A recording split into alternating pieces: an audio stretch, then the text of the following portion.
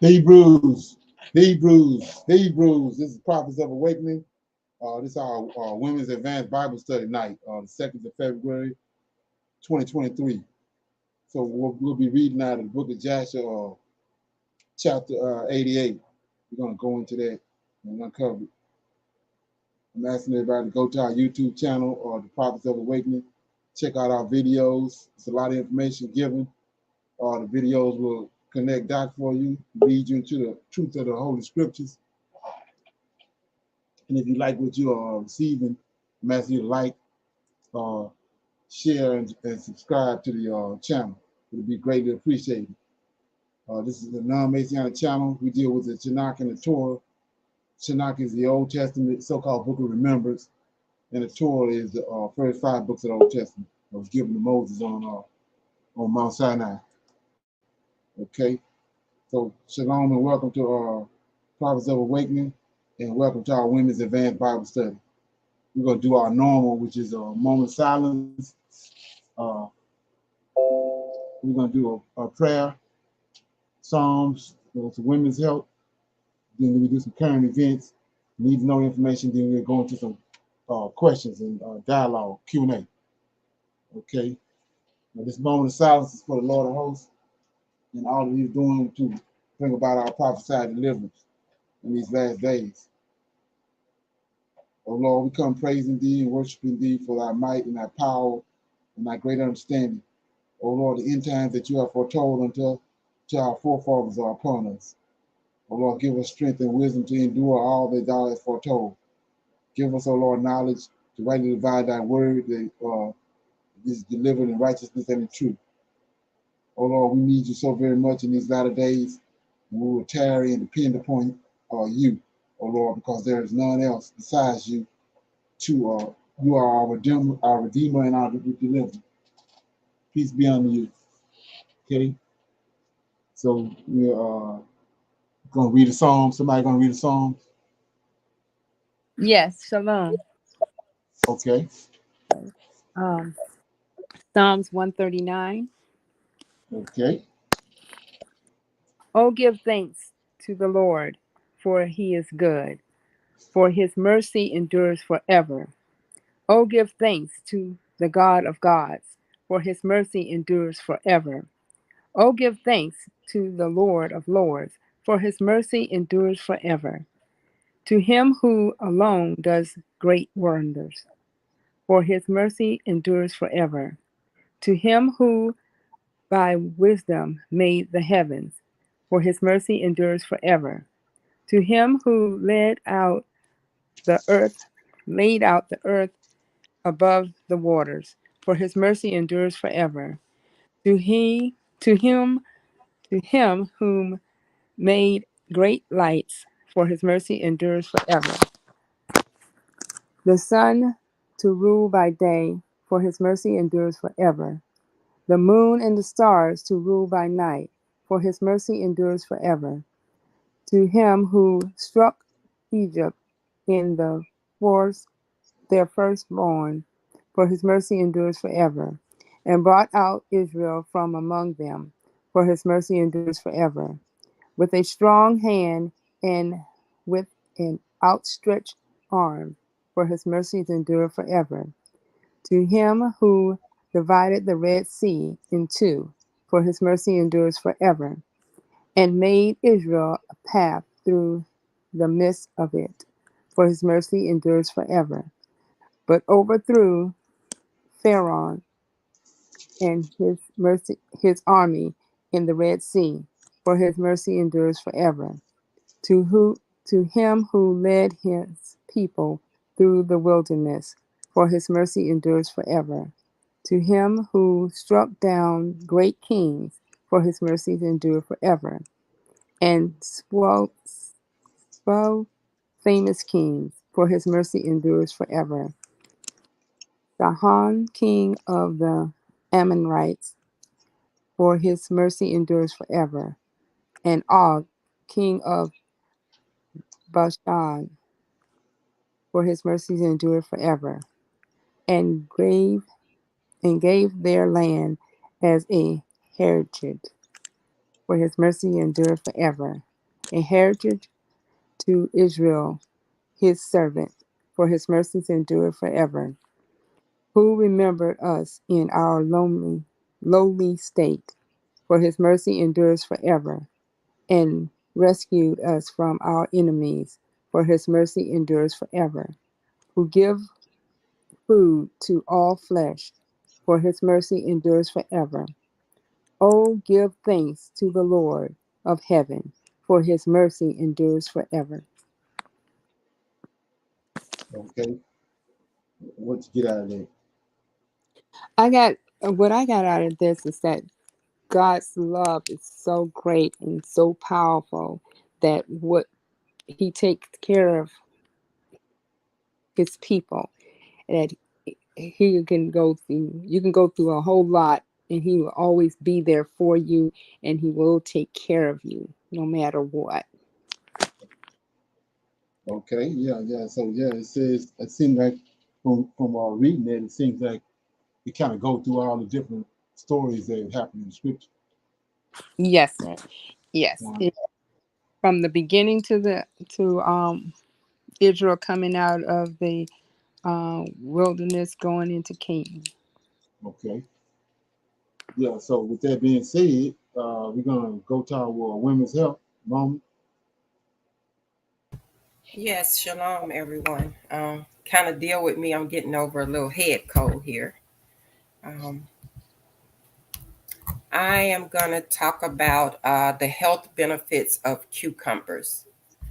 Cucumber is a blessing in itself. And did you know that cucumbers are actually a fruit and not a vegetable? Cucumbers have a dark green peel, which could either be peeled off or could be cut into pieces with its peel intact. The taste doesn't differ in either way. In fact, both tastes are refreshing. Cucumbers pack inside its watery body a good amount of health benefits. They are a good source of vitamin A, vitamin B1, vitamin B6, and also vitamin C and D. The benefits of cucumbers is they help with weight loss. They're good for joint pain, aids in digestion, for bad breath, um, helping in rehydrating. It is excellent. It is an excellent toner. They are super versatile in cooking. Cucumbers are a refreshing, nutritious, and incredible versatile in addition to any diet. They are low in calories but contain many important vitamins and minerals, as well as a high water content. Eating cucumbers may lead to many potential health benefits, including weight loss and a balance of hydration. I'm going to read Numbers 11, verses 1 through 6. When the people complain, 11, verse 1. And when the people complained, it displeased the Lord. And the Lord heard it, and his anger was kindled. And the fire of the Lord burnt among them and consumed them, that they were in the uttermost parts of the camp. And the people cried unto Moses. And when Moses prayed unto the Lord, the fire was quenched. And he called the name of the place Taberah, because of the fire of the Lord burnt among them. Verse 4. And the mixed multitude that was among them fell a lusting. And the children of Israel also wept again and said, who shall give us flesh to eat? We remember the fish we did eat in Egypt freely, the cucumbers and the melons and the leeks and the onions and the garlic. Verse 6. But now our soul is dried away. There is nothing at all besides this manna before our eyes. That was Numbers 11, verses 1 through 6, and that was the health benefits of cucumbers. Right. Okay. Yeah. So appreciate that. When he was reading that, it reminded me of how the people. A lot of people don't realize it, but it says that um, you tempting the Lord. So when you was reading that, I thought about that. How he came and did all those plagues in Egypt, and then this how they this how they repay him. You know, with like I say, I call it mumbo jumbo. They didn't forgot what he capable of doing You know, now they tempting him by telling him to get him some flesh. Right. Yeah, ain't that something? Yes. Okay. So with that, being said, we go into some current events.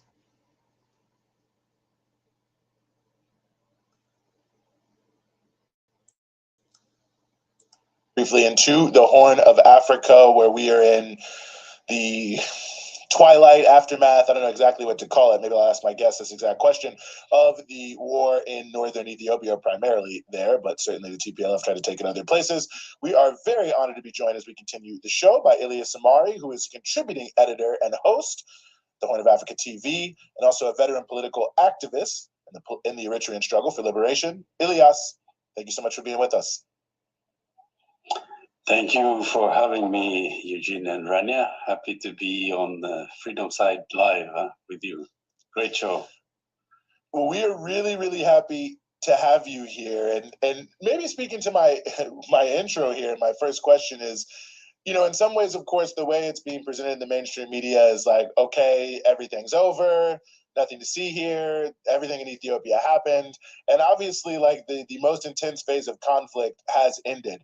But it does seem that there's a bit of an afterlife going on in terms of, you know, sanctions, demonization of countries in the region. I mean, it doesn't really feel like necessarily now is the time for people to turn their attention away. And I wonder what you think about where we are in the conflict. I mean, is it quote unquote over, or is it just entering a different phase? Well, I guess there's grounds for cautious optimism, but still we are not completely out of the woods yet. The past 2 years have been horrendous, a lot of destruction, close to 1 million people dead on all sides from the war that was instigated by the TPLF, and finally the TPLF was, you know, forced to sign the cessation of hostilities agreement at Pretoria in November of last year. That's about 2.5 months ago. So there's according to the agreement, the disarmament of the TPLF is slowly proceeding, though it's much delayed than the stipulated time schedule. But there is a beginning of disarmament. We see withdrawal of forces. Reports indicate that the Eritrean forces are withdrawing from northern Tigray to the international boundary line. Yeah, so notice how they got Ukraine out in the news. They're not talking about this. And the guy, he just told you that over 1 million people died so far in this war in Ethiopia. It just ain't in the news. And notice that it's the Horn of Africa. It's the same place where they got us from. The restoration of services in Tigray, continuation of humanitarian assistance, all these are good signs.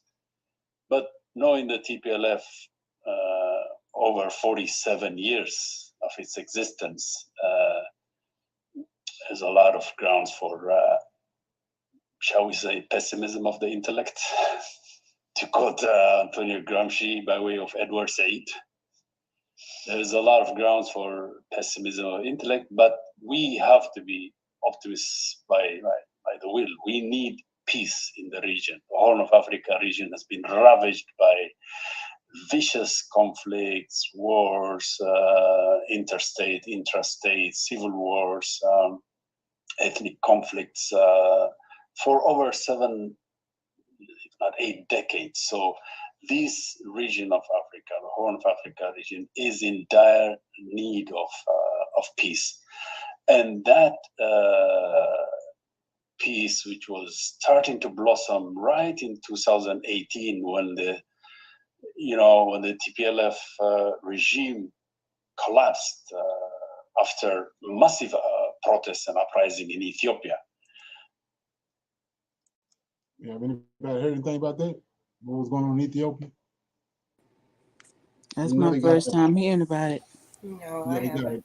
they got that. I don't know if anybody's familiar with it, but they got that. I'll tell you, they preparing. They know it's time for us to go. They preparing. So they got a used to be forever. They tried to keep us from being, focusing on the continent of Africa. But now they got a straight flight, a 10-hour flight. You can go out of Atlanta straight into Ethiopia. So when I see this right here going on, it triggers something in me. You know what I mean? Mm-hmm. All of us, it used to take 16, 17 hours to get to because they want to go all around out the way to get there. But now they got a straight flight out of Atlanta straight into Ethiopia. Okay.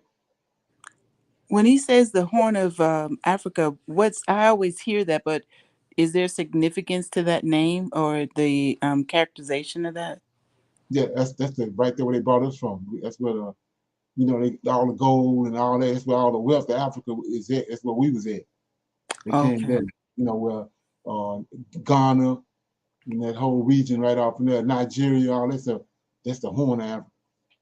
Oh yeah, there's a lot of talk about Ghana and us going back there, and not us going back there, but just being open for inviting people to come home. Right. Exactly. I got one more right here. It's tied to the same thing, but it's the elite is getting weary about There's good reason America for going the down. United States and its employer class to be worried about losing its dominant hegemonic position in the world economy, becoming merely a bloc among other blocs from a unipolar to a multipolar global system, to use the language of the specialists who write about this. And what always happens when empires begin to decline, and that's really what we're talking about, the decline of what became the American empire. When that decline happens, a scramble begins in most empires. Those at the top, the rich, do not want to lose all of the wealth, all of the privileges that went with being the upper class of the global empire. And because they are the upper class, they have the wealth and they have the political power to shift the burden of adjusting to no longer being the empire you once were, push that off onto other people. Hold on to your wealth by really sticking it to the mass of other people. We've been doing that for 40 years in this country, but it's come to a head now, and it is being recognized for what it is. The last 40 years have been a mammoth redistribution of wealth from the bottom and the middle to the top 10% of our people and the top 1% above all. All statistical studies show this. There is no basic dispute about this beyond those who can't see what is too difficult to digest. And I want to underscore that this redistribution has now reached its limits. It went on through revising the tax code in the 80s and 90s. It went on by moving good high-paying jobs overseas, by using computers, robots, artificial intelligence to replace well-paid jobs here with machines. It worked by bringing in cheap labor into the United States. Capital uses all those mechanisms to improve its profitability. But it has been going on too long. There seems to be no end in sight. And that's because it's a declining empire that is the problem, not this or that detail. A declining empire in which those at the top, the corporate leaders, the wealthy, the political elite, working together, intermarried and going to the same golf courses, work a good deal to shift the burden of a declining empire off of them and on to everybody else. So in the last 20 years, we've had to resort to more extreme ways of really sticking it to the mass of people. Here's where inflation comes in. The inflation we're talking about raises prices. That's what employers get when they sell something, much faster than wages. That's what the employers pay the workers. If the employer can raise prices by 7, 8, 9%, but wages only go up by 4 or 5%, and that's pretty much what we've had, then there's another shift of wealth. Workers can't buy. Even if they get 4 or 5% more a year, they can't buy what they used to because it's going up by 7, 8, or 9% a year. The pandemic hurt millions of Americans in countless ways. The fact that we don't have a national health insurance. I mean, rising interest rates is another whack against low and middle income people. They can't afford to pay the rising interest rates on their credit card balances, on their car payments, on their mortgage payments, on their kids' college loans. They can't, and it's hurting them. College enrollments are down. People can't afford it. These are all ways of shifting the burden of a declining empire on the mass of your people. And I wouldn't even be talking about this so much were it not for the fact that this is happening at a time when the American labor movement is waking up from decades of feeling it's nothing they could do about this, focusing elsewhere, doing extra hours of work, taking a second job, working an extra shift, all the ways people cope, making the elderly go back to work, making women who worked in the home take a second job outside the home. All of these things since the 1970s have had their effect. They've made life more difficult for the mass of people in order that those at the top can have even more. Okay. Anybody get anything out of that? That's sound like to me it's the same way the Egyptians is doing. You know, bringing drama on us to keep us from rising up. But this is what I mean when you hear me talking about Esau and how slick he is. We constantly being attacked from all different angles, and because we don't know the construct on how a lot of this stuff work, they constantly intentionally throwing all kind of stuff that there's all different kind of ways. Once they see us start rising up, they start throwing all this stuff what he talking about at us. When we just but people thinking these are things that just happening, but Esau pro at it, and that's one of the reasons why it's time for us to leave, because you're not going as a group of people. You have a few people that's going to come up, but as a group, as a mass, as a nation, as long as we're here, they constantly throwing all kind of crazy stuff at us. Like crack. All that was confiscated. I mean, all that was concocted by them. Like heroin. They came in and brought heroin into Chicago and into New York back in the 70s when masses of our people was there and they was progressing. They came in with those, and imposed that on us. Even this the jab. All those things are,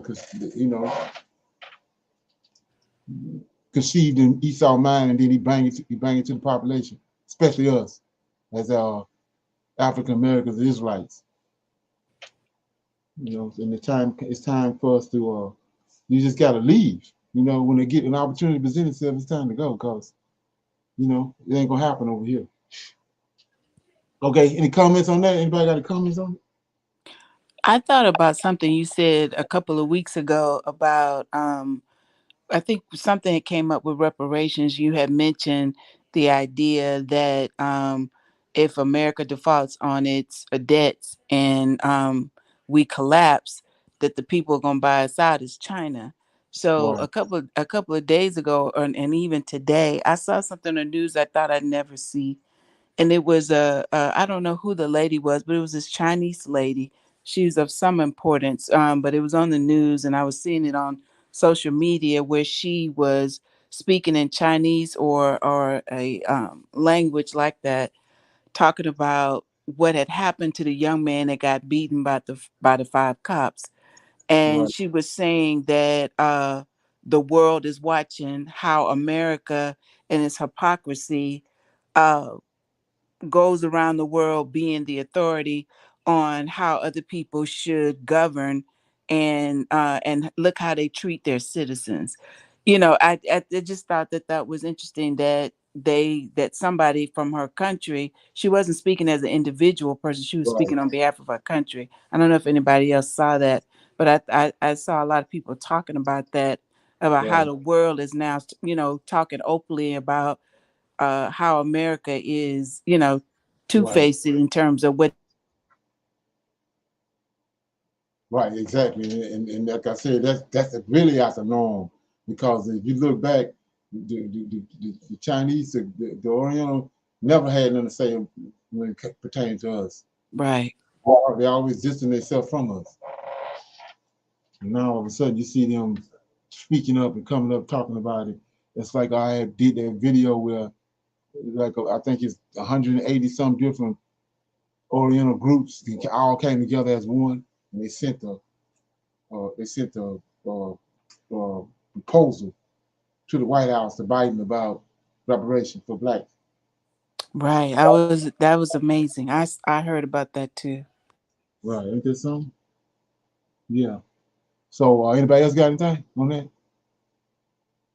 Yeah. So right here, this everybody know about the guy Epstein, right, and what he had going on with uh the island he had with the little girls and little boys and all The that. sex trafficking.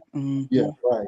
So like I said before, we so distant from history, and like you say, you want to hide something from a black man, put it in a book, you ain't gonna never get it. So these people been doing this for thousands of years. Like I said, you want to watch that season. It's a series, season series. I think it had like three. It went on for 3 years. It's called Rome. Watch that, and it's showing you how these people are, who they are. They sexual, perverted sexual. Anyway, so they came out with the list, the people, the flight list, the people that took flights into Epstein Island. So I'm gonna play that, but listen to the names, and then you gotta look at the influence these people got on, especially on black folks, cause they see their faces on TV and this and that and another. They give them some kind of respect. But let's look at it.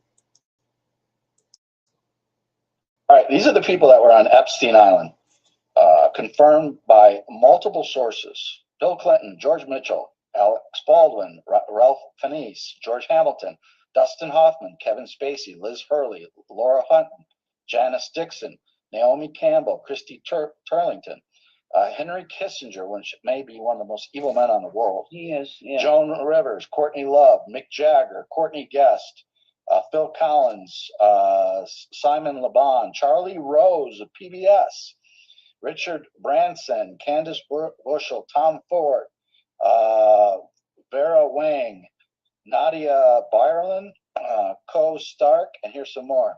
Seth Green, James Gunn, Dan Schneider, Steven Spielberg, Tom Hanks, Stephen Colbert, Kevin Spacey, Kathy Griffin, Oprah Winfrey, Sean Carter, Beyonce Knowles, Anthony Kiedis, John Legend, Christy Teigen, Jim Carrey, Steven Tyler, Ben Affleck, Stephen Collins, Will Ferrell, Eminem, Jeffrey Jones, Victor Salva, Mark Rector, Charlie Sheen, Tyler Grasham, Madonna, Catherine Hudson, Gwen Stefani, Stefani Germota, James Franco, Will Smith. Oh, has Will Smith been in the news lately? Justin Rowland, John Cusack, Anderson Cooper, Demi Moore, Brian Affleck, Meryl Streep, Wanda Sykes, Chelsea Handler, Michelle Wolf, Pharrell Williams, Quentin Tarantino, Robert Downey Jr. They are petrified of that list and what those films getting out. They have all the videos of all those people at Really? Yep. It's gonna get ugly. They're packed. So are they going to release those videos, or what do they do with them? I'm told that, well, it's looking like they're holding it back, that one person has control of that, but I'm told other people have them and are going to release them at the right time. So that's a big question. The level of involvement, a lot of very wealthy and famous people travel in small circles. So you have to look how often these people came to the island. Was it functions? Was it parties at the island, or was it specifically involved in these sex parties and stuff? And also, how much did the people going there know? Now, I know that I'm playing it safe, and I mean, it looks bad, of course. It looks really bad. You have to wonder, though, is everybody, because it's a scissor, you get a picture with Epstein. Does that mean you're involved? You go to his house. Does that mean you're involved? I don't know. No, a lot of people went to his house. They were not involved. Okay. Well, you go to his summer home, his vacation home. Are you involved? Well, starts getting a little bit murkier. You travel with him to his private island on multiple occasions. Are you involved? Well, honestly, a lot of people that met him even briefly say, that you could tell what he was into. It was especially after his first arrests for rape, right, with a minor, not rape, but sex with minors or whatever you want to call it, down in Florida. He was free for a long time after that because he was nothing bad happened. Like he did a couple months in jail. That said, for probation even. So everybody knew. And so you got to see if these people were going to the island even after that, then there's no doubt. And like the gentleman in the video said, the idea here is that there's videos on all these people. That's one of the ways Epstein made his money, was through blackmail. He would get people in these situations, get something on them, like a videotape of them having sex with a minor or something like that. Then boom, they would use that to blackmail them. Now, if you think that he stopped doing this, or that all these ultra famous royals and actors and politicians were going to the island and he was not doing this, you're mistaken. There are tapes of at least the majority of those names. Okay, any comments on that? I feel that it's the demonic spirit taking over on all, for them to be one way and then to go to this place where they know I've heard of man doing things and willingly go there. Now, he said, just because you're in the presence of them, well, if you know of someone being a serial killer, you don't go to their home. You know of them, you know their background, you know things are happening. So all the people that they name may or may not have been there, but if they have and not reported it, or not reported it, I think that's something. I don't know. I'm saying bad spirits. Right, exactly. It's just like, when I look at that, it's like going to a Lakers game. You ask him, you went into the arena. So for me to ask you, did you see the game? That's crazy. I mean, it reminds me of Christianity. You got people now saying they awakened, they awoke, right? So you say you awoke, but you're still dealing with Christianity. But then you say you awoke, you're dealing with a Messiah that's coming, died on the cross and all this with the stringy hair and all this, or your Hawashai. But the word Christian got this character in it, Christ. They concocted him and they got it in the word, the word Christianity got Christ in it. So how you awake and you're still dealing with that? You're still dealing with the ideologies of it. It's crazy. So the island is where they transporting little kids and little girls and boys over there. That's what the island for. So if you taking a flight over there, what other reason you going there for? That's another way how Esau operate. He wants to put doubt in people's mind and then come up with all these crazy suggestions about this and that and another. No, we know what the island is for. That's just like a brothel. Somebody going to brothel. Well, you know what the brothel? What it's for? You in there for one thing. If you in there, simple as that. It Put it reminds back at me of it just reminds me of the idea that the more money they get, the more power that that right, they receive, that there's nothing that they deny themselves, and that's how right, they get perverted. That they just begin to do more and more to keep themselves in some type of elitist type of class and the surroundings that they have, and they right, start doing all these things that regular people don't necessarily even imagine doing, least of all actually doing. right, And also, I want to say just one more thing. right, Also, if we look at it, when the angels fell right, from heaven, and they said, well, they wanted people to become stars. When they feel they are stars, then they become their own selves, as if they're the gods of their own self. So right, by leaving Christ out, there's no, like they said, fill your heart with the good things. So out of your mouth, when you speak, you'll be speaking the good things. But these people, being that they are stars and all that money, like you said, with money, and now they're feeling that nothing can touch them. They can do whatever they want to do. They leave the Heavenly Father out of it. So no room. They're so filled with evil spirits. Even if they wanted to try to get out of it, like they said, they're blackmailed. They can't get out of right, it. They have to do what they say do. right. Exactly. Shalom. I have a couple of things to say on that. Right. In the beginning, you hear him making a lot of excuses for them, right? In the Yeah. beginning. Yeah. So, like you were Right. saying, Brother Leonard, they was not going to his house in California on Las Vegas Avenue. You know what I'm Yeah. saying? They're Yeah. going to a private island, so you Right. know what's taking place on this private island because you know that's what it's known for, Right. right? So right, and another thing is that they left a lot of people names off of that list. They Right. only named who they wanted to name Right. off of that list. Right. There was more presidents that went to this island, more senators, more stars, Right. and the other day, as a matter of fact, I was watching a video on Madonna where she pretty much Africa is kind of waking up and saying, hey, we need to wake up to the fact to what she is doing. I would try to share that link with everybody to read up on that. And she had opened up also an orphanage in Africa, right? Right. So they have found out that she has been sex trafficking these kids.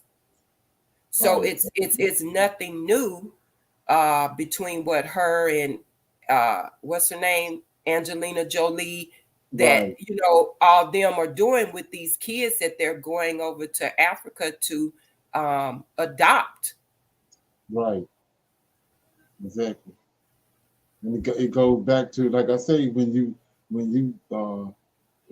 into the scriptures and trying to put together everything, connect dots with what the scriptures are saying and relate it to reality, because it ain't nothing but a history book. The Tanakh, the Right, Old Testament is, and we see what they were doing in the Old Testament. They was right. they was, they was getting children and taking them and Yes, sacrificing them to the gods. They yes, they still doing the same thing. It's just that the scene had changed, technology, the environment had changed, but they still dealing with these same beings. right. We're in modern times, right? Yes, Yeah, they're eternal beings. These angels and yes, these eternal beings, so they still dealing with the same thing. They didn't, like I said, they didn't attack our scriptures by attaching the New Testament to it, but they still doing all the same thing. They're dealing with the same gods, Yes. the yes. children. That's Mm-hmm. what it's all about. It's perversion. Right, right. Research the Pizzagate also. I mean, it just tells you a lot of information about who they are and why he stated, and put us separate from them. That's why he wanted us set apart. Right. And those are perks. When you start seeing people, these people, they got Just like I was saying, they got it's DNA. They go back. It's DNA. They forefathers was doing it. They're doing the same thing, but they drawing us into it because we have a lack of knowledge of who we are. And Right. so when you see a face on television, they already made a contract with them. You ain't those are perks. When you start seeing somebody like Oprah Winfrey and all these people Right. continuously on the news, they didn't made a contract with them based on that. They ain't just popping up on TV because if they ain't going along with the program, you ain't gonna see them on TV. Right. These people are sold out, you know. Right. And the ones that you see coming up dead, they don't either they accepted it and try to get out of it, or they wouldn't accept it. Mm-hmm. So I you think a prime example of that would be Bill Cosby. Then, in that right, context, Mm-hmm. Mm-hmm. now right, he done raped and or so-called raped Mm-hmm. 40, 50 women about Mm-hmm. 50, 60 years ago. Go. So he Right. 80 years old now. So y'all want to prosecute him now? Right. right, Right. exactly. So And right. And he better get the protocol. Go ahead. right. Yep, he did. He did. And I just wanted to kind of include the Psalms that Cheryl read. Psalms 139, right? Praise to Right, all praise to the all-knowing God, right? Because he knows all and he sees all, right? So we have to right, think about we all have some knowledge, right? But only God has all the knowledge. We all has presence somewhere, right? But only right, God has presence at all times everywhere, right? Okay, we all have some degree of power, right? right, But only God has unlimited power. So we have to think about that. He sees everything and he knows everything. So that goes back to us being able to trust him even when we can't see what's going on, right? We right, see their fame and their money, their cars, the gold jewelry, the diamonds and all that, but that means nothing. right, You know, we are not supposed to be worshiping that because we know all of that comes with a price. right, right, right. So a lot. Go ahead. You got something to say? Yes, I have Go something to ahead. say. Just like Michelle was saying, the price, when it says camel can go through the eye of a needle, then a rich man get into heaven. Right, And I kind of researched that, and it was the walls when you come into the city, they were very narrow. So your right, camel has to you have to take everything off your camel just to bring them through. A rich man will right, not let his um, riches go, so he won't come in because he wants to keep them. Mm-hmm. But I think one of the guys says, "What can I do to get into heaven?" And it's relinquish all of your riches, give it all away, and he would right, not. So that's what they're wanting. They said, "You're famous now. You want to continue to be famous. You must do this. You must do that. Have things happen." But when we're talking about the children, I'm thinking about the children at the border that all those kids were separated from their parents. Where are they, and how many were they? And if they were ones, now I don't think Epstein is the only one. Epstein is the only one who have an island somewhere, who did those things by himself. There's people out there still taking on his, because he's dead now. They're still doing what they're doing, and where the little babies are, where those little kids are, what's going on. There's just so much happening, and it's for us to see this is happening. It's for us to draw closer and closer to the Heavenly Father, to um, to let Him know that we do care. We want to learn. We want to, receive all that He has to give us. And as us being witness, we have to spread the word, because everyone and is not going to go into Him. This is, you say, Lord, Lord, but all who cries, Lord, is not all coming. Right. exactly. Hallelujah. So if we Right, don't know the meaning, the reason why, and the purpose of us being here, and really caring about what it is. So we should seek and you shall find. Is what he said too. So if we're not seeking, we surely won't find out what it is, and we won't be able to help others come into the light. And I am so blessed to be able to be in the presence of you guys, and we are sharing Hallelujah. knowledge. Because knowledge is truth and facts, not assumptions, not guesses, and not wondering. It is just the truth and the facts, and we can't get that if we don't research and pray before we do so, because Satan has a way of giving us the New Testament, right? He has a way of Right. having others stand up there in their three-piece suits, calling his name out. I know my Right. mom tell us that Satan knows more, can read the Bible back and forth, can give you every word, every chapter, every verse, every syllable of that book, and that person is like Satan. He knows Right. it, so he'll know it better than you.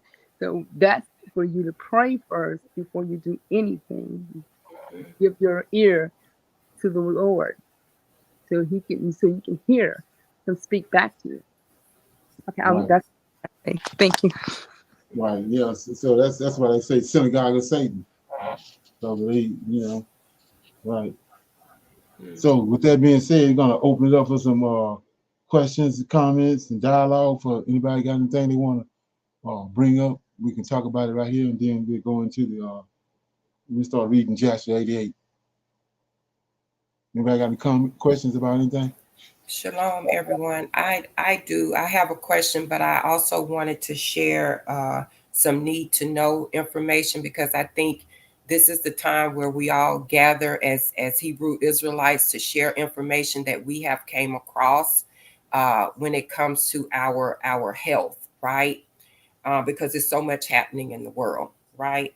So today I was watching a news clip on these eye drops called Ezra Care. That's EZRI Care, CARE. They're eye drops, right? But they have not been pulled off of the shelves yet, but they have been linked to causing blindness and even death, and causing bacterial infections. So the name of that again is called Ezra Care, EZRA.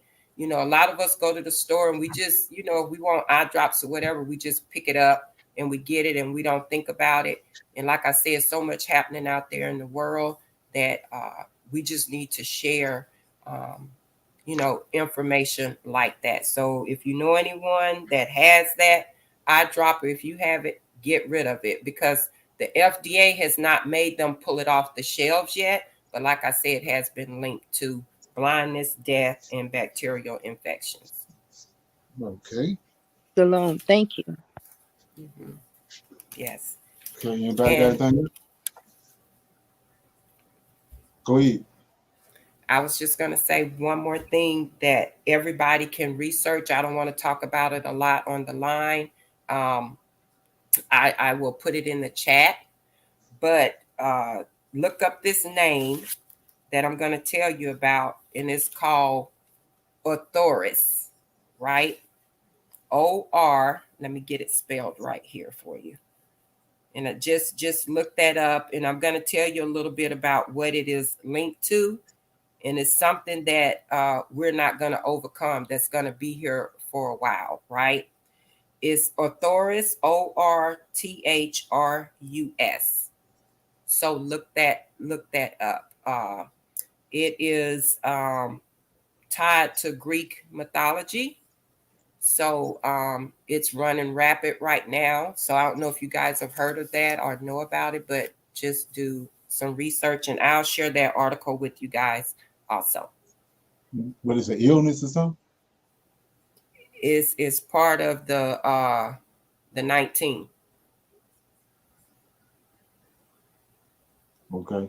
You know where I'm coming from? Okay. Yeah. Yeah. Jab. Yeah.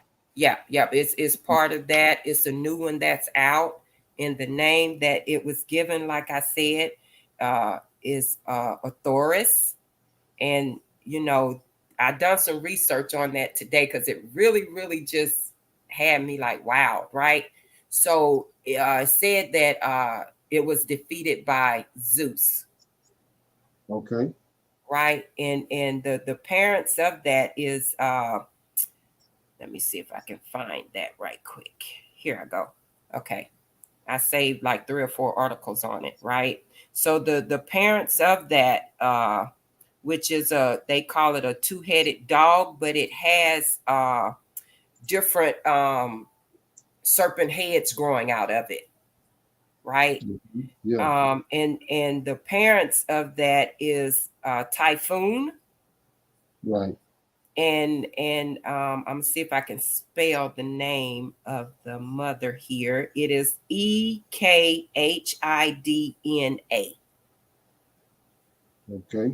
So, which typhoon is in the Bible. I did not finish doing the research on that, but I will. I just wanted to put that information out to you guys so you can start doing some research on that. And they said that's the new one that has come, and it's gonna be pretty bad. Right. Exactly. Right. When you start talking about the two-headed dogs, that's tied to Serapis, which is where Jesus came from. Character Jesus is he is Serapis. And Serapis came from Horus.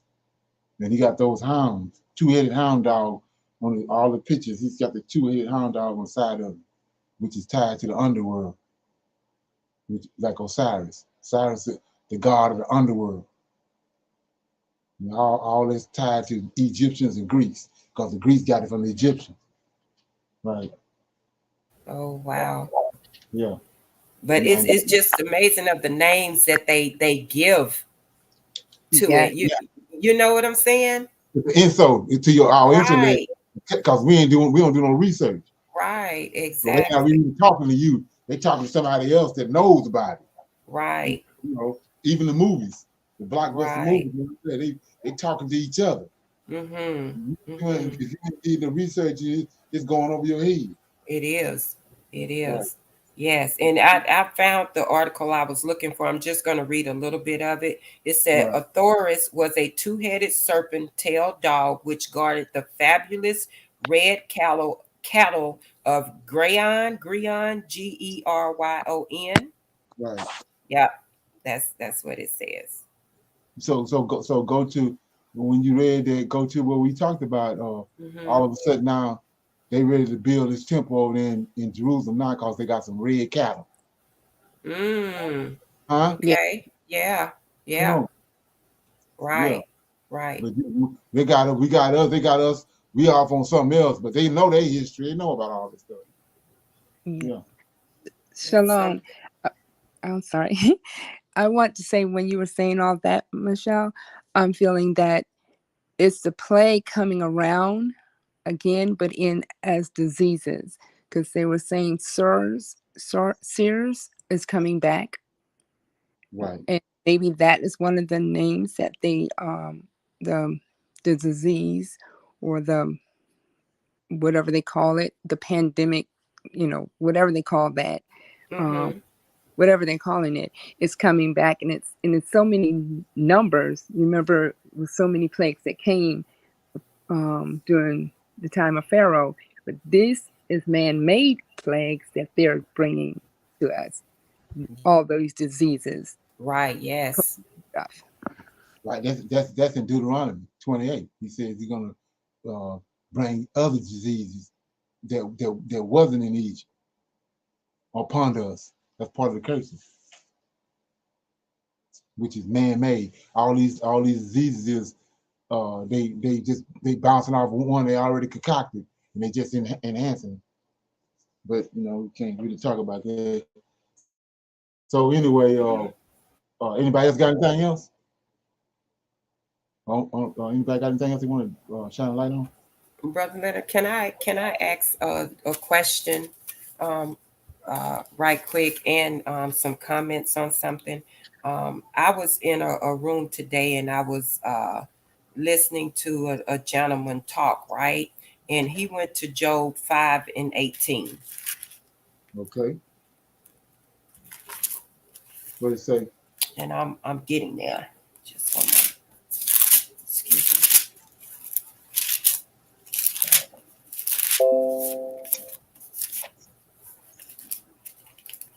Okay, Job 5:18.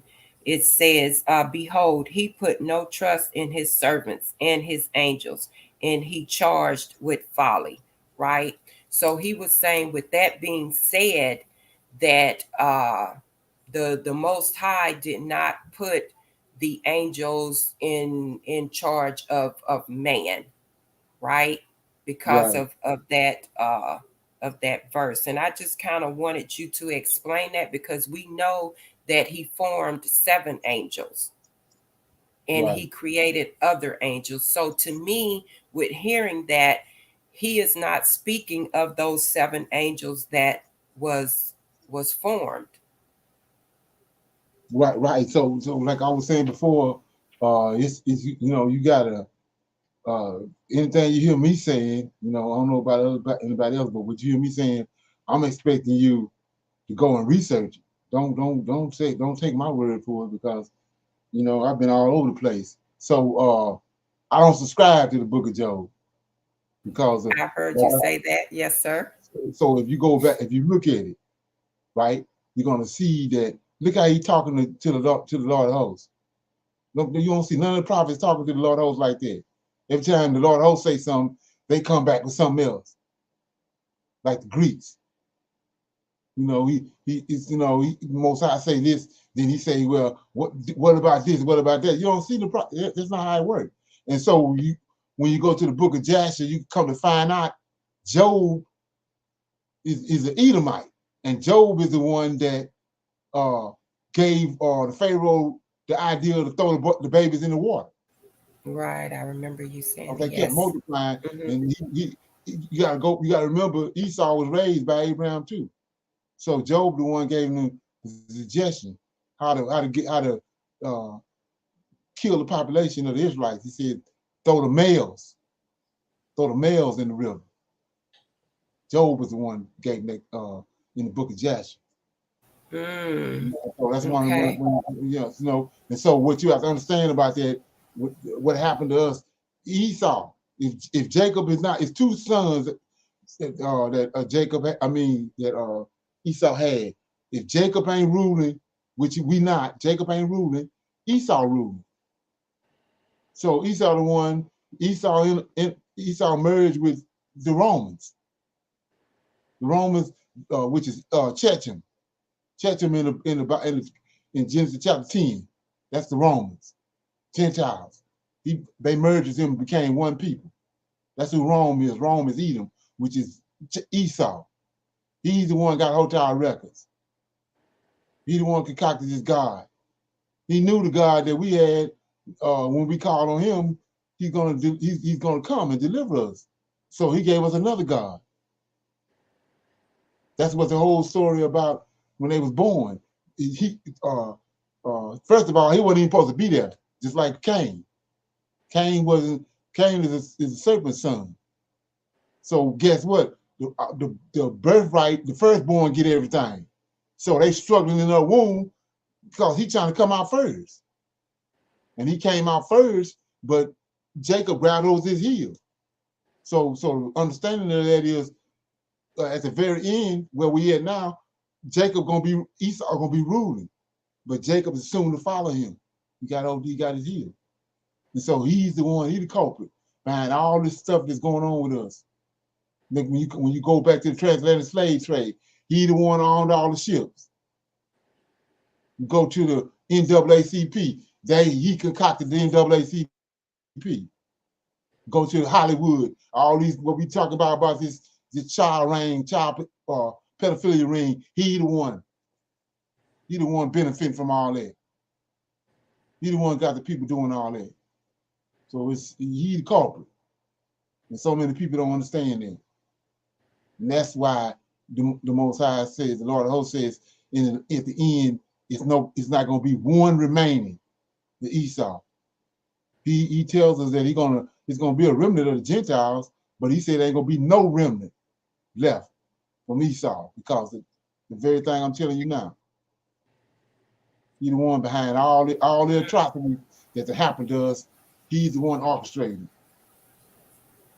I would Like say that has a that also goes back to the what's happening to the black men in America. They're that. continuously attacking them. I heard what the mother said at the funeral the other day, and I thought it was pretty powerful.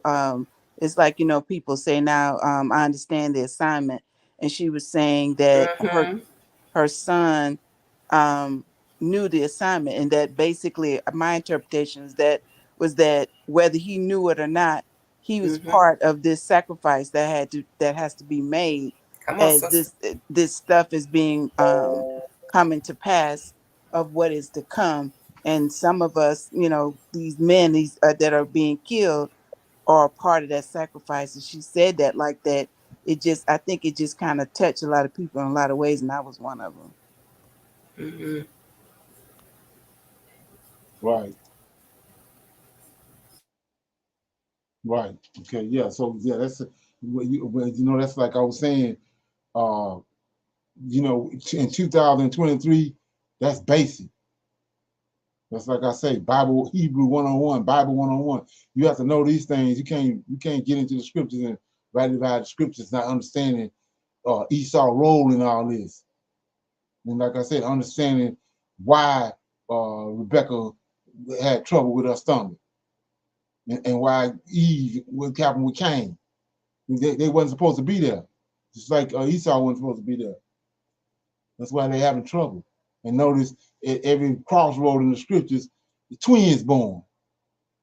The twins born in the beginning. Then right before Israel become a nation, Jacob, the twins born. One of them wicked as hell, and the other one righteous.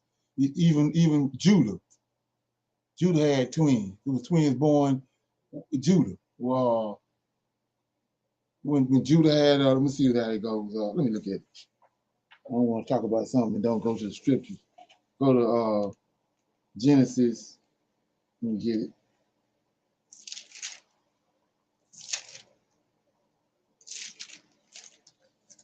Yeah, let me get it right quick. Okay.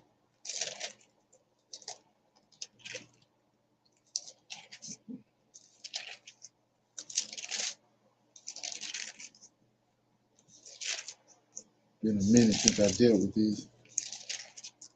Okay, Joseph. Yeah, here you go. It's in 38.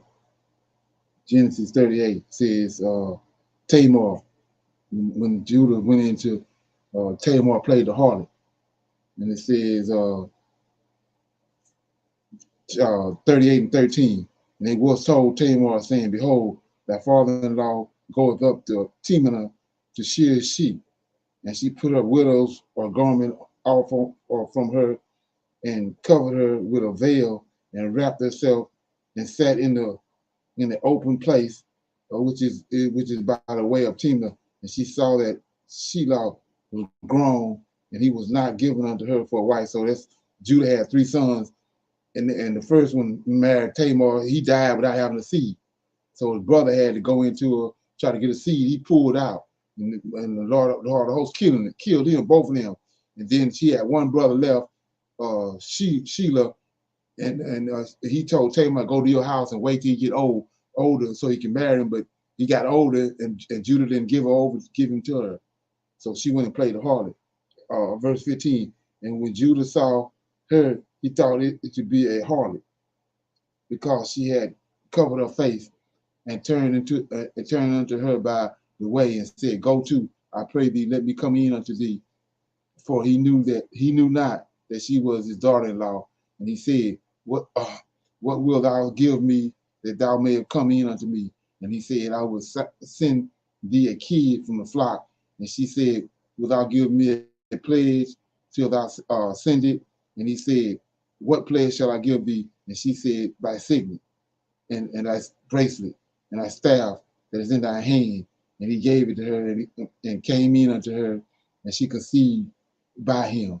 And she arose and went away and laid by her veil from her, and laid by her veil from her and put on the garments of her widowhood. And Judah sent the kid by the hand of his friend, the Dulamite, to receive his pledge from the woman's hand, but he found her not. Then he asked the man of the place, saying, where is the harlot that was openly in the wayside? And they said, there was no harlot in this place. And he returned to Judah and said, I cannot find her. And also the men of the place said that there was no harlot in this place. And Judah said, let her take it off.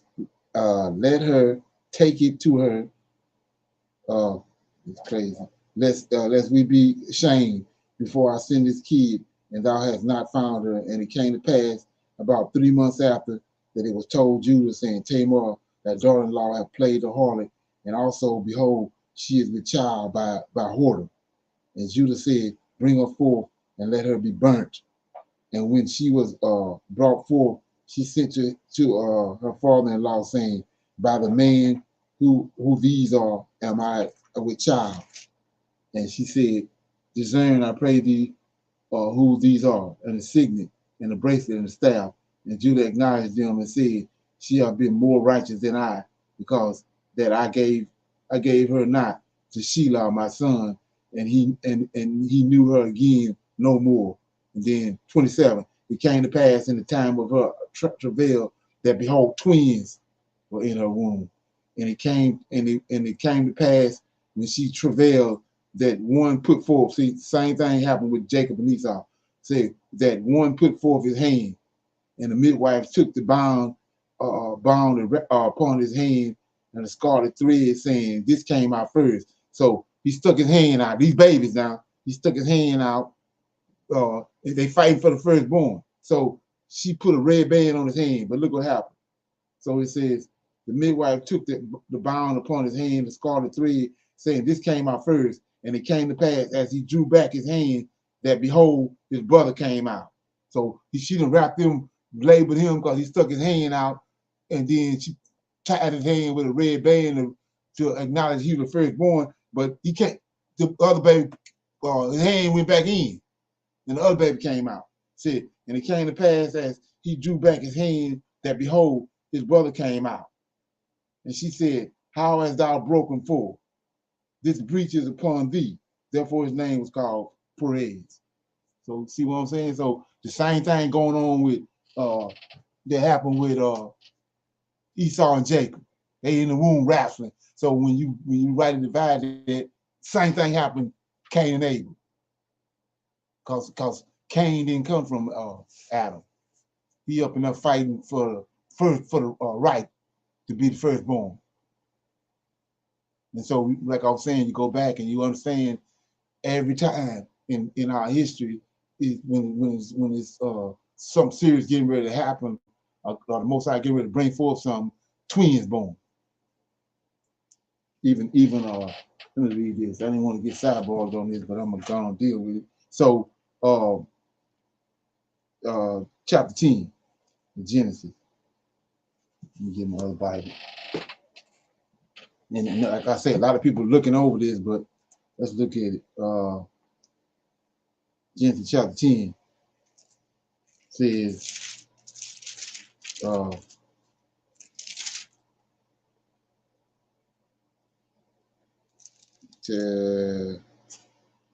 me get it. Yeah, says chapter 11, starting at verse 15.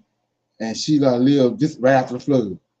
And Shelah lived after he begot Eber 400 years and 403 years, and he begot sons and daughters. Then Eber lived 430 years and begot Peleg.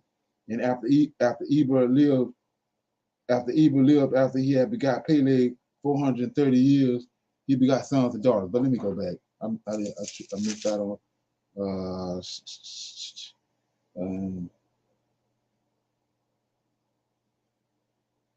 yeah, right here, 10 and 24. And Araphat begot Shelah begot Eber, and unto Eber were born two sons. That's twins. And the two sons is Peleg and Joktan. Okay, so like I say, people not really embracing the scriptures. You know what I'm saying? Reading them for what they're saying. They got a predetermined story that these people have concocted, and instead of not reading the scriptures for what they're saying. So what you see right there, you know, it's twins. Every time something happens in the scripture, twins born. So yeah. Anyway, so anybody else got anything? Any comments? Okay, yeah, I'm in the book of Jasher. I'm gonna read now chapter 88. Like I said, you don't have a book of Jasher, you can go to Amazon or eBay and just get a used one. It'd be like pretty much half the price, but you know it's no you're getting the same content. It's just it's used. And a lot of times people be there marking it and highlighting certain things you need to know, so you get some extra information by getting the one used. So I'm in chapter 88.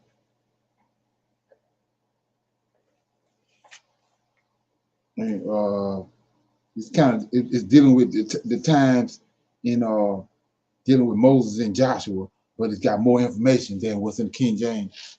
So I'm gonna read chapter 88. It says, "And it was after the death of Moses that the Lord said to Joshua, the son of Nun, saying, Rise up, pass the Jordan to the land which I give unto the children of Israel, and thou shalt make the children of Israel inherit the land. Every place upon which the soles of your feet shall tread shall belong to you. From the wilderness of Lebanon unto the great river Perath shall be your boundary. No man shall stand up against thee all the days of thy life.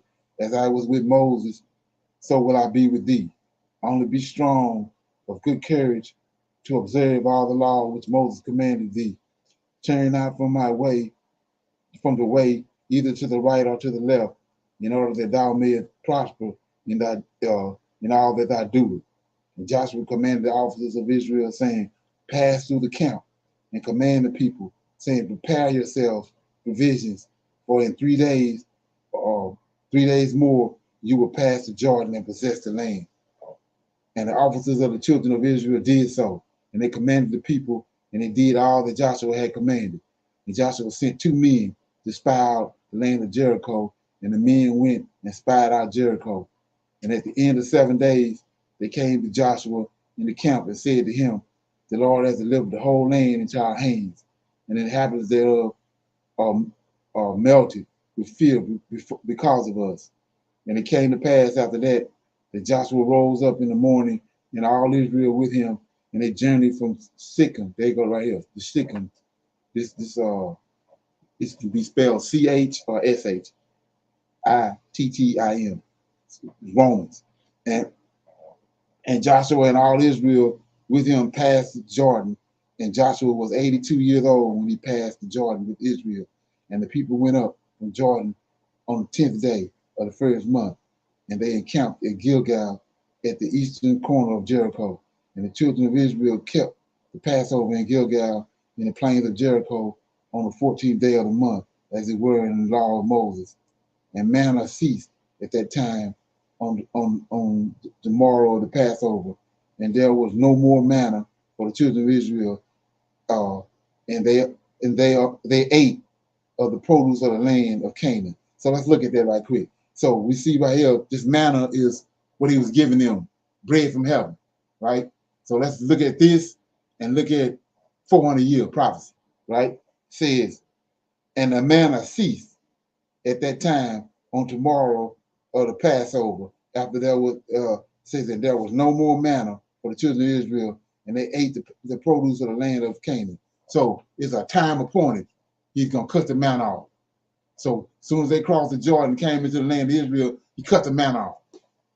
He ain't waiting no 5 years later. He cut the manna off. So he told us we're gonna be over here at, like they say, Esau, that we're gonna be here 400 years, 1619 to 2019. Well, it's 2023. 4 years and passed. But the prophecy supposed to be 400 years. Somebody lying. Because Well, 1619 is when it came. We see in the scriptures, every time the Most High give you a prophecy, when that time comes, he's precise. That's why the Most High have him as the right hand man, because he's on point. When he say something and speak something or prophesy something, it's gonna be down the line, just like he said. If he said 70 years, they're gonna be in Babylon. When 70 years come, that's it. It ain't gonna be no delay. Okay. So anyway, verse 15 says, and the priest shall blow upon the trumpet, and when ye shall hear the sound of the trumpet, all the people shall give a great shouting, and the walls of the city shall fall down, and the people shall go up, every man against his opponent. And Joshua did so to all that the Lord had commanded him. And on the seventh day, they went around the city 7 times, and the priests blew their trumpets. And on the seventh round, Joshua said to the people, shout, for the Lord has delivered the whole city into our hands. Only the city and all that it is contained shall be accursed to the Lord, and keep yourselves from the accursed thing, lest you make the camp of Israel accursed and trouble it. But all the silver and all the gold and brass and the iron shall be confiscated to the Lord. They shall come in unto the treasury of the Lord. And the people blew the trumpet and made a great shouting, and the walls of Jericho fell down, and all the people went up, every man straight before him, and they took the city and utterly destroyed all that was in it, both man and woman, young and old, ox, sheep, ass, with the edge of the sword. And they burned the whole city with fire. Only the vessels of silver and gold and brass and iron they put into the treasury of the Lord. And Joshua swore at that time, saying, cursed be the man who builds Jericho. He shall lay the foundation thereof in his firstborn, and his youngest son shall he set up the gates thereof. And Achan, the son of Carmela, the son of Zebediah, the son of Zorah, son of Judah, dealt treacherously in the cursed thing. And he took of the accursed thing and hid it in his tent. And the anger of the Lord was kindled against Israel. Okay. And it was after this, when the children of Israel had returned from building Jericho, burning Jericho, Joshua sent men to spy out also Ai and to fight against it. And the men went up and spied out Ai, and they returned and said, let not all the people go up with thee to Ai, only let about 3,000 men go up and smite the city, for the men thereof are but few. And Joshua did so, and there went up with him the children of Israel about 3,000 men, and they fought against Ai.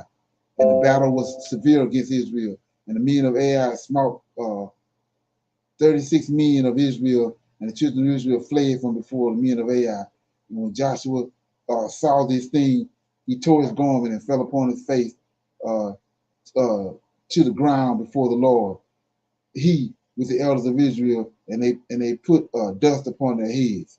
So right here is another example I'm talking about. So Joshua and them, they had already destroyed Jericho, which had thousands of people in it. Now they had this little remnant of people in the next city, and the people routed them. And so Joshua knew right there there's something wrong. Just like I'm telling you. They knew something was wrong because the people routed them. So 30 Joshua said, why, O Lord, did thou bring this people over the Jordan? Why shall I say after the Israelites have turned their backs against their enemies? So therefore all the Canaanites, inhabitants of the land, will hear this thing and surround us and cut off our name. And the Lord said to Joshua, why did thou fall upon thy face? Rise, get thee off, for the Israelites have sinned and taken the accursed thing, and I will no more be with them unless they destroy the accursed thing from among them. So let's read that again. And the Lord said to Joshua, why doest thou fall upon thy face? Rise, get thee off, for the Israelites have sinned some wrong and taken of the accursed thing. I will no more be with them unless they destroy the accursed thing from among them. And Joshua rose up and assembled the people, brought the Urim by the order of the Lord, and the tribe of Judah was taken.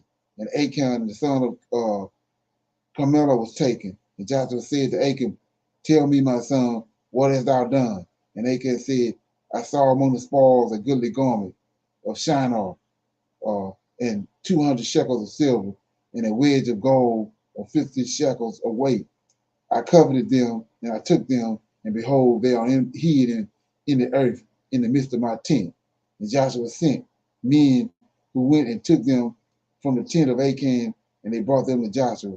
And Joshua took Achan and their utensils, and these utensils, and his sons and daughters, and all belonging to him, and they brought them into the valley of Achor.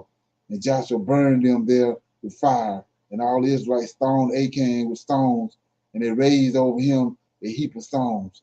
Therefore did he call that place the valley of Achor. So the Lord's anger was appeased. And Joshua afterwards came to the city and fought against it. And the Lord said to Joshua, fear not, neither be dismayed. Behold, I have given into thy hands Ai, her king and her people, and thou shalt do unto them as thou did to Jericho and her king. Only the spoils thereof and the cattle thereof shall you take for a prey for yourselves. Lay in an ambush for the city behind it. So Joshua did according to the word of the Lord, and he chose from amongst the sons of the war 30,000 valiant men, and he sent them, and they laid an ambush for the city. And he commanded them, saying, when you shall see us, we will flee before them with cunning, and they will pursue us, and ye shall then rise up out of the ambush and take the city. And they did so. And Joshua fought the men of the city.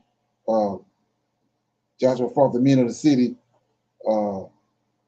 went out toward Israel, not knowing that they were lying in ambush for them behind the city. And Joshua and all the Israelites finished themselves weary out before them, and they fled by the way of the wilderness with cunning.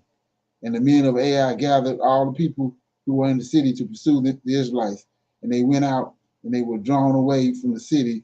Not one remained, and they left the city open and pursued the Israelites. And those who were lying in ambush rose up out of their places, hastened to come to the city, and took it and set it on fire. And the men of Ai turned back, and behold, the smoke of the city ascended to the skies, and they had no means of retreating either one way or the other.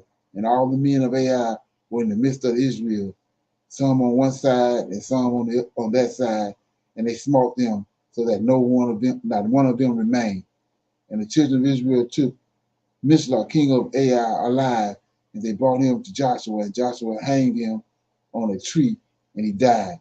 And the children of Israel returned to the city after having burned it, and they smote all that were in it with the edge of the sword. And the number of those that had fallen of the men of Ai, both man and woman, were 12,000. Only the cattle and the spoils of the city they took to themselves, according to the word of the Lord to Joshua. And all the kings on this side of Jordan, all the kings of Canaan, heard of the evil which the children of Israel had done to Jericho and to Ai, and they gathered themselves together to fight against Israel. Only the inhabitants of Gibeon were greatly afraid of fighting against the Israelites, lest they should perish. So they acted cunningly, and they came to Joshua, to all Israel, and said to them, we have come from a distant land. Now therefore make a covenant with us. And the inhabitants of Gibeon overreached the children of Israel, and the children of Israel made a covenant with them, and they made peace with them. And the princes of the congregation swore unto them, but afterward the children of Israel knew that they were neighbors to them and were dwelling amongst them. But the children of Israel slew them not, for they had sworn to them by the Lord, and they became hewers of wood and drawers of water. And Joshua said to them, why did you deceive me to do this thing to us? And they answered him, saying, because it was told to thy servants all that you have done to all the kings of the Amorites. We are greatly afraid for our lives, and we did this thing. And Joshua appointed them on that day to hew wood and to draw water, and he divided them for slaves to all the children of Israel. And when Adonizak, king of Jerusalem, heard of all the children of Israel, heard what the children of Israel had done to Jericho and Ai, he sent Hoham, king of Hebron, and Peram, king at Jeremiah, to Japta, king of Lanquish, and Debar, king of Eglon, saying, come up to me and help me, that we may smite the children of Israel and the inhabitants of Gibeon, who have made peace with the children of Israel. And they gathered themselves together, and the 5 kings of the Amorites went up with all their camps, a mighty people, numerous as the sands of the seashore. All these kings came and encamped before Gibeon, and they began to fight against the inhabitants of Gibeon. And all the men of Gibeon sent to Joshua, saying, come up quickly to us and help us, for all the kings of the Amorites have gathered together to fight against us. And Joshua and all the fighting people went up from Gilgal, and Joshua came suddenly to them and smote these 5 kings with a great slaughter. And the Lord confounded them before the children of Israel, who smote them with a terrible slaughter in Gibeon, and pursued them along the way that goes up to Beth Horon and Medadah, and they fled from before the children of Israel. And while they were fleeing, the Lord sent upon them hailstones from heaven, and more of them died by the hailstones than by the slaughter of the children of Israel.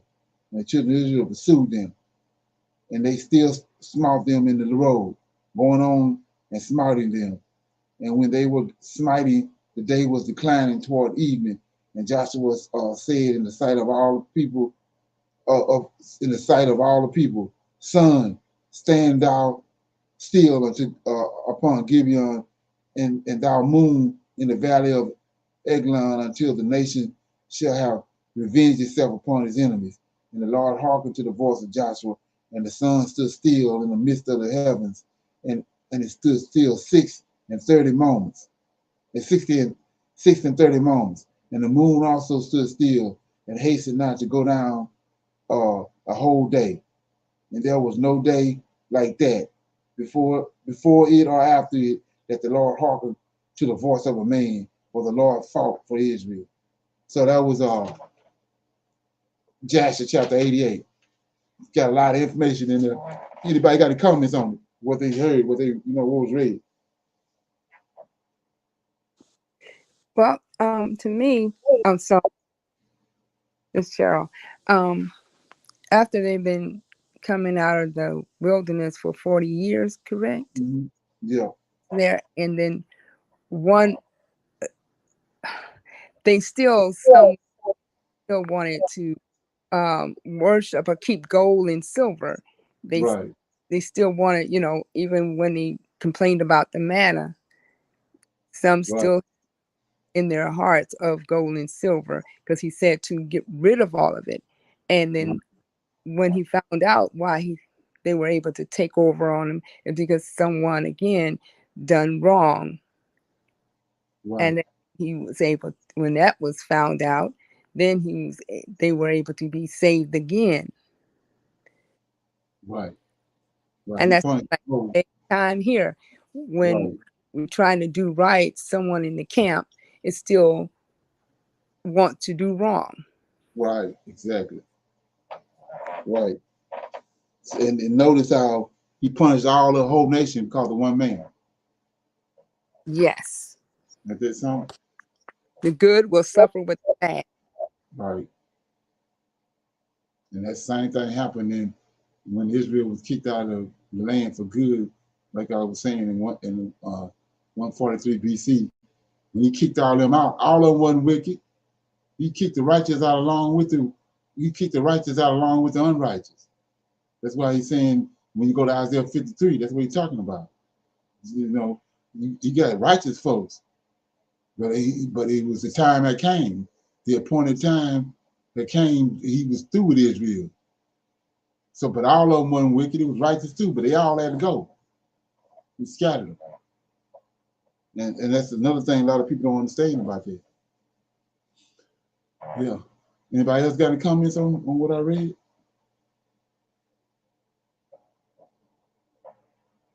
Okay.